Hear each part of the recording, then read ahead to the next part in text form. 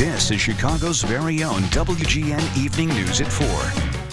Erin's here now with the story she's working on. Yeah, good evening, guys. Well, coming up, I'm going to have the story of a man who lost both his father and sister to ALS. There is a feeling of powerlessness that you just can't describe. How he's fighting back in open water. The story of his incredible mission. Stick around. I'll have it for you right here on the WGN Evening News at 4. And still ahead, he lost both his father and his sister to ALS. Now this man is fighting back in the open water. Erin Ivory will have his incredible mission coming up next. Well, approximately 30,000 Americans are living with ALS. That's a degenerative disease that affects nerve and muscle control. Erin Ivory is here with the story of a local man giving everything he has to change that. Yeah, I was looking at these statistics and just really shocked. So every year, 6,000 people roughly learn that they have ALS, which is just a heart-wrenching diagnosis, as many die from the disease within 5 years. A man from Barrington, he lost both his father and sister to ALS before deciding to fight back in open water.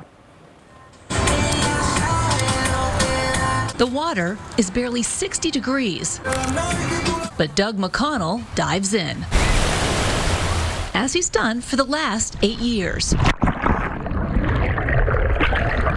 Open water swimming is very different.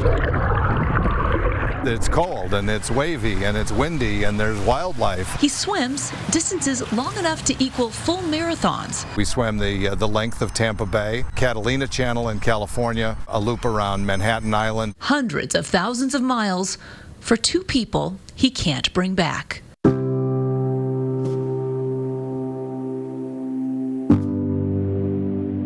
My father was diagnosed with ALS in 1994. It was shortly after he died that one of my sisters was diagnosed. To watch somebody you love who receives that diagnosis, there is a feeling of powerlessness that you just can't describe.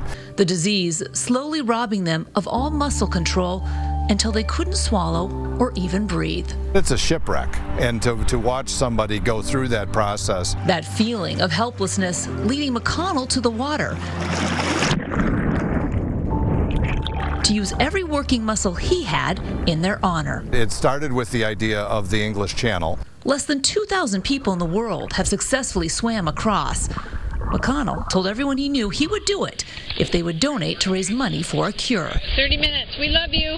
14 hours and 18 minutes. We finished about 3 in the morning on that one, and you couldn't see your hand in front of your face. We now know that the English Channel takes 40,538 strokes to get across.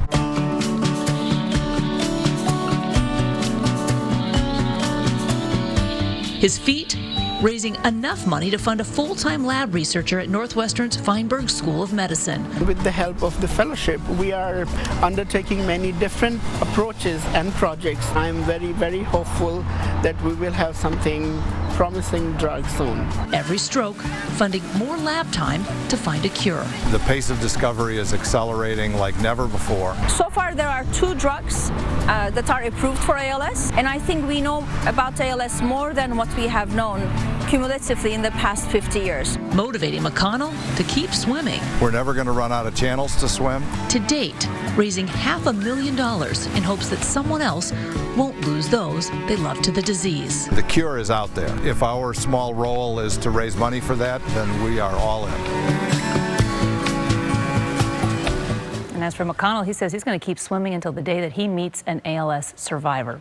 So along with this training, the family's hosting a community open water swim right here in Lake Michigan on August 4th. You can check it out at longswim.org for all the details.